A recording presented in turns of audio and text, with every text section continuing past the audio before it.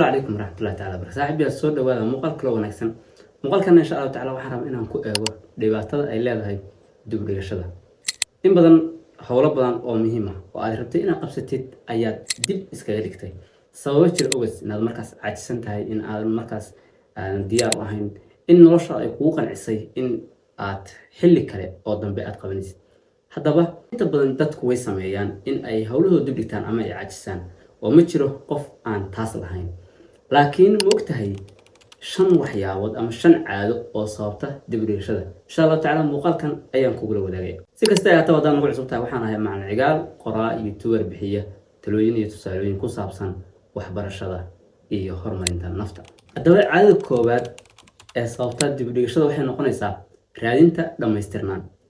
واحد ترقف سوق بلو يسنده سي وقفته هل شقو tusaale waxaad go'aansatay in aad buug akhrisid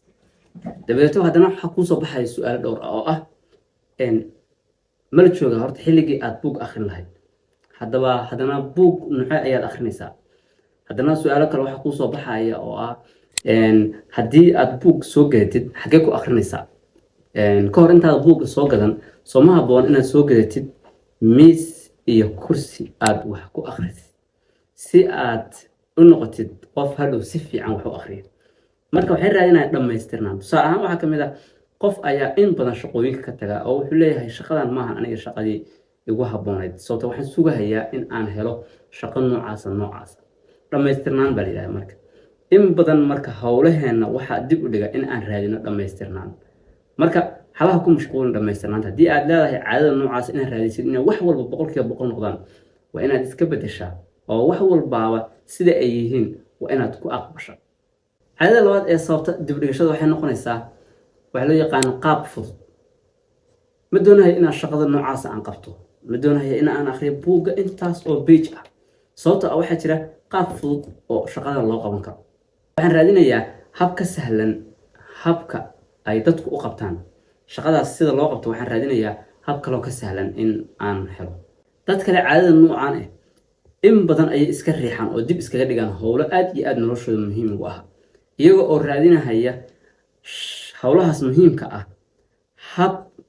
sahlan oo ay u qabtaan laakiin waxaan rabaa inaan ku sheego inta badan ma jirto wax si sahlan loo qabto ee waxa jirta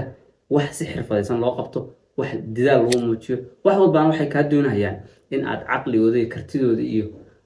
maxaa la yiraahdaa maskaxda u shiishido qaabkii aad u qaban lahayd in aad ka fikirtid u raadisid ayay wax walba ka doonayaan wax walba kaama rabaan in aad u fikirtid qaab sahlan oo aad u qaban kartid haddii aad nolosha mar walba ka raadisid qaab sahlanna waxaad ku dambeyn doontaa in aad hawl kasta dib dhigatid oo aad noqotid gudbe halkiisa taagan caadada saddexaad waxay noqonaysaa isbarbardhigid waxaa jira dad badan oo howlo muhiim ah ay qabsan lahaayeen ay kaga niyad jabeen ama iskaga dhaafeen isbarbardhigid ay dad kale isbarbardhigayaan tusaale ahaan waxaan rabaa inaan sameeyo waxaan go'aansaday inaan sameeyo yoomiye 10 push up markaan laba maalin waday waxaan arkay hebel oo sameynaya 30 waxaan kaloo arkay heblaayo oo sameynaysa 20 oo sidaas daraadeed ma anigu inaan ka niyad jabay marka wax isbarbardhigid sababta waxa waaye ma ku habboon aniga inaan push up sameeyo sababta waxa waaye ayagu iga fiican yihiin 30 bay sameynaya 20 bay sameynaya waxaa arkaysaa qof ayaa wuxuu isku dayayaa inuu hawl qabto haddana hawshu wuxuu arkayo qof si ka fiican u qabanayo markasta oo arka hawshii uu rabo inuu qabto qof si ka fiican u qabanaya waxay ku sabaysaa in uu hawshii ka niyad jabo haddaba haddii aad ka mid tahay dadka caadadaas leh jooji isbarbardhigga aad dadka kale ku samaynaysid xitaa haddii ay hawluhu ku cusub yihiin dadka caadadan leh oo shaqo hadda ku cusub uu og yahay inuu qabanayo haddii uu arko qof shaqadan expert ku ah oo in muddo ku dhex jiray wuxuu isku dayayaa in uu tiisi kan niyad jabo isleeyahay hawshan hawl adiga ugu talagalay ma ahanba sababta qofkaas uu qabanayo ayaa ka muhiimsan sida uu qabanaysa marka jooji isbarbardhigida shaqooyinka adigu aad leedahay qabso saa kasta oo qabsan kartidna u qabso akhriya caadada afraad waxay noqonaysaa xadda u fikrid dadka caadadan leh waa dad mar kasta ka walwala mustaqbalka waa dad abuura su'aalo ama caqabado ama dhibaatooyin aan markaas jirin tusaale ahaan waxay leeyihiin ka waran haddaan waxaas aan bilaabo ka waran haddii ay sidaas dhacdo ka waran haddii ay sidaas dhacdo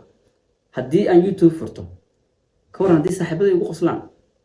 ka waran haddii markaan youtube-ka saan uga shaqeynayo 1 milyan uu ku dhow yahay ka waran haddii la iga xiro ka waran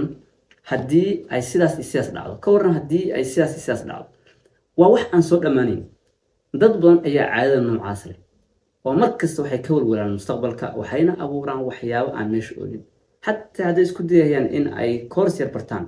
ka waran haddii kooriska markaa bartaa shaqo ku weyn. in badan baa aragna dad noocaas dhahay, ka waran markaan kooriskaan dhammeeyo haddii aan shaqo ku waayo, ka waran markaan kooriskaan dhammeeyo haddii uu noqdo mid aan suuqa looga baahnayn, ka waran haddii marka xaddaafu fikraddu waxay sababaysaa in aad abuurtid waxyaabo aan meesha oolin. haddii aad ka mid tahay marka dadka caadadan leh ee aad iyo aadka xaddhaafka u fakera, jooji xaddhaafka iyo waxyaabaha aad uga fakeraysid mustaqbalkaaga. keliya waxaad samaysaa maalintaada ka faa'iidayso, tilaabo qaad, tilaabadaas wixii ka dhasho caqabadana xalli. laakiin adigu ha abuurin dhibaatooyin aan jirin, adigu haraadsan hana abuurin. caadada shanaad ee u dambeysa ee nagu abuurta in aan howlaheena dib dhigno waxaa weeye kalsooni darro. dad kale caadadan waxyaabaha yaryarka iska fudud xataa waxay ula muuqdaan waxyaabo adag. waxay doonayaan wax walba intii ayagu ay isku dayi lahaayeen in ay bartaan, xitaa haddii waxaas ay fudud yihiin. tusaale ahaan qofka wuxuu rabaa in uu sameeyo push up, hadda ayuu raba inuu bilaabo. sidaas daraaddeed meeshii uu isku dayi lahaa oo push up qaabka loo sameeyo uu samayn lahaa, wuxuu isku dayayaa marka hore in uu 30 buug ama 40 buug uu ka akhriyo qaabka push up loo sameeyo iyo jimicsiyada qaabka loo sameeyo, faa'iidada ay push up ku leedahay, waxyaabaha noocaas inuu in muddo daraaseeyo oo buug ka akhriyo ayuu isku dayay. tusaale ahaan wuxuu isku dayayaa in uu 100 mowduuc muuqaalo ka badan ah inuu ka daawado push up.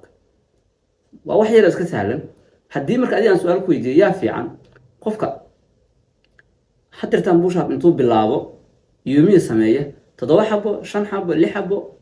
oo hadday rabto qalad ha ahaat qaabka uu sameynayo, iyo qofka hal bil suga si uu u sameeyo hal push up oo saxan. dabcan qofka qaladaadka badan sameeyaa sidaas fiican. tusaale marka push up soo qaadanaya, noloshooda markay rabaan inay wax bilaabaan waxay sameeyaan waxaasay in muddo daraasaynaya. waxay leeyihiin weli cilmi ugu filan kama helin, waa inaan si fiican u akhriyaa, waa inaan buugaag badan akhriyaa, waa inaan muuqaalo badan daawado. sax waa loo baahan yahay qofku inuu wax barto, laakiin adiga oo wax bilaabaya haddana wax waa baran kartaa. inaad wixii bilowdid oo aad baratid cid kuu diidaysa male, laakiin inaad iska wadid waxa waxbarashada inaad wadid. wax tusaale loo soo qaadan karaa haddii waxbarashada dalkeena ka jirto kale, qof baa dugsi sare 4 sano soo dhiganaya, 4 sano ka jaamacad soo dhiganaya, hoosna intaas sano oo hoose dhexe soo waday, dabadeed intaas dhan wuxuu soo shaqeynaya wax u soo baranaya in uu shaqeysto. soo ma dhici karti markuu dugsi sare marahayba asagoo wax baranaya haddana inuu shaqeysan karo, isagoo jaamacadda dhiganaya inuu shaqeysan karo. soo ma dhacin. marka aad baa umahadsantihiin, soo dhawaada. waxaan rabaa inaan mar kale ku casumo seminaarka sanadka kalkiisa labaad, kaasoo insha allahu tacaala aan rabno inaan ku faaqino sida hadafka loo degsado, haddana hadafkii aad degsatay looga miro dhaliyo, iyo sidii isbedel dhab ah loo gaaro sanadba sanadka ka dambeeya. sidoo kale waxaa jira 50 qof insha allahu tacaala oo aan siin doono la talin free ah, kaasi oo ilaa sanadka laga gaarayo bishiisa labaad sanadka cusub insha allahu tacaala aan ahdaafta isla dejin doono, isla hirgelin doono ilaa ay wadadii ay sanadka ku dhameysan lahaayeen insha allahu tacaala ay noqon doonto mid nadiifa oo cad. muuqaalka xiga, bye bye.